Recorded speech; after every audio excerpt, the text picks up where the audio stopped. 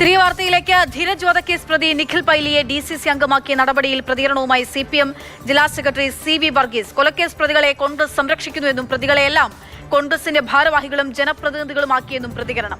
Police സംരക്ഷണം നേടിയെടുക്കാനാണ് DCC ഭാരവാഹിത്വം Nikhil പൈലിക്ക് നൽകിയതെന്നും CV Varghese.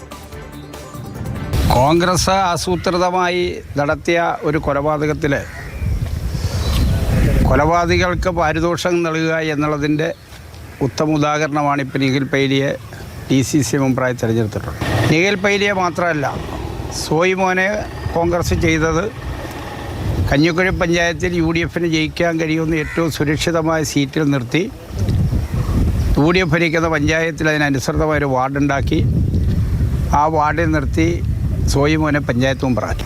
മറ്റൊരു കൊലയാളിയായിട്ടുള്ള യൂത്ത് കോൺഗ്രസ് നേതാവിനെ യൂത്ത് കോൺഗ്രസിൻ്റെ ജില്ലാ പ്രസിഡൻ്റാക്കി. CPM അതിലെ ഭീഷണിപ്പെടുത്താൻ പോകുന്നു, കൊലപ്പെടുത്താൻ വേണ്ടി പോകുന്നൊരു കഥയുണ്ടാക്കിയാൽ അത് വളരെ കൃത്യമായ അജണ്ടയാണ്. കാരണം അങ്ങനെ വന്നാൽ ഇനി DCC മെമ്പറാണല്ലോ, അധികാരത്തിരിക്കുകയാണല്ലോ, അധികാരം ഉപയോഗപ്പെടുത്തിയാൽ അയാൾക്ക് പോലീസ് പ്രൊട്ടക്ഷൻ ഏർപ്പെടുത്താം.